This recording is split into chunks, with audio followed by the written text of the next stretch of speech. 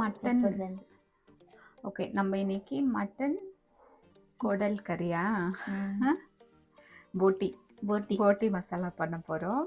அதுக்கு வந்து நான் இங்கே மட்டன் கழுவி வச்சுட்டு இருக்கேன். இதை கழுவுறதுக்கு almost like 2 hours almost 2 hours ஆயிடுச்சு.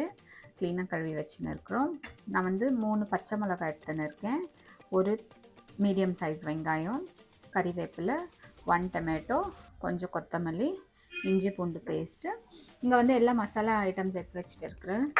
லைக் மஞ்சள் தூள், தனியா powder, mutton masala, chilli powder, தேங்காய் அரைச்சி வச்சுன்னு இருக்கிறேன், ஒரு 1/4 மூடி தேங்காய், இது கரம் மசாலா. இப்படி மை காட், இப்போ எப்படி செய்யறதுன்ட்டு காட்டலாம். நம்ம குக்கரில் தான் செய்ய போகிறோம், ஈஸியாக இருக்கும். நம்ம வந்து போட்டி மசாலாவுக்கு களி பண்ணிக்கலாம், வெறும் மாவு களி. ஓகே, எண்ணெய் காயிட்டோம். இதுக்கு வந்து நான் கம்மியாக தான் எண்ணெய் சேர்க்க போகிறேன், பிகாஸ் அது வந்து போட்டியில் ஃபுல் கொழுப்பு இருக்குது. அதனால அது எப்படி இருந்தாலும் ஆயில் கண்டென்ட் ஜாஸ்தியாகும். அதனால நம்ம வெறும் எண்ணெய் சேர்த்துக்கலாம். சும்மா மசாலாவுக்கு பேருக்காக ஒரு லவங்கம், இலை, பிரியாணி இலை, அப்புறமா சின்ன துண்டு பட்டை. மசாலா எல்லாம் ஃப்ரை ஆன பிறகு பச்சை மிளகாவும் ஆனியனும் கறிவேப்பிலை ஆட் பண்ணிடு. இது கூடவே மஞ்சள் தூள் சேர்த்துறேன், ஜிஞ்சர் கார்லிக் பேஸ்ட்,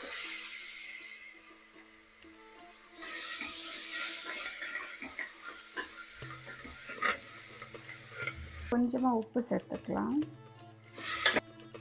இப்போ இது கூட ஒரு டொமேட்டோ நல்லா சின்ன சின்னதாக கட் பண்ணி வச்சுன்னு ஆட் பண்ணிடுவோம். இது நல்லா வதங்கட்டும். வதங்கின பிறகு நம்ம போட்டி மசாலா எல்லாம் ஆட் பண்ணிடுவோம்.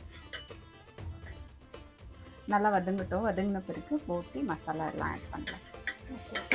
இது நம்ம பச்சை மிளகாய் போட்டுருக்குறோம், கொஞ்சமாக மிளகாய் பொடி. நம்ம திருப்பி இது ஆட் பண்ணிக்குவோம், பெப்பர் பவுடர் கூட. அதனால் தூள் பார்த்து போட்டுக்கலாம். காரம், தனியா பவுடர். நான் எல்லாமே இந்த ஸ்பூனில் 1 போட்டிருக்கேன்.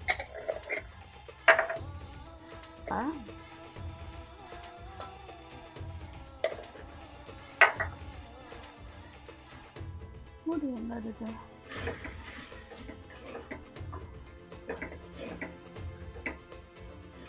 பச்சை வாசனை போட்டோன்ட்டு இதை ஒரு வதக்கிட்டு நம்ம போட்டி ஆட் பண்ணி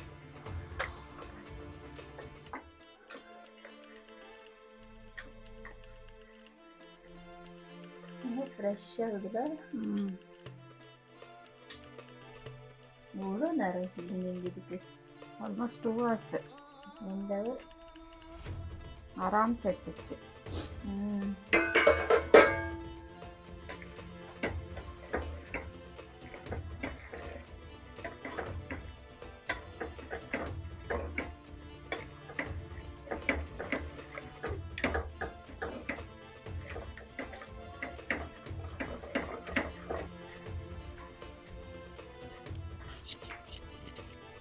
இப்போ இதுக்கு தேவையான அளவுக்கு சால்ட் ஆட் பண்ணிடலாம்.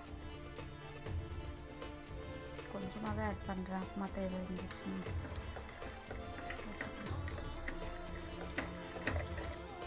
ஸ்டேஜில் இந்த அரைச்சி வச்ச தேங்காய் ஆட் பண்ணிடலாம். கொஞ்சம் தேவையான அளவு தண்ணி ஆட் பண்ணி இதை வச்சிடலாம்.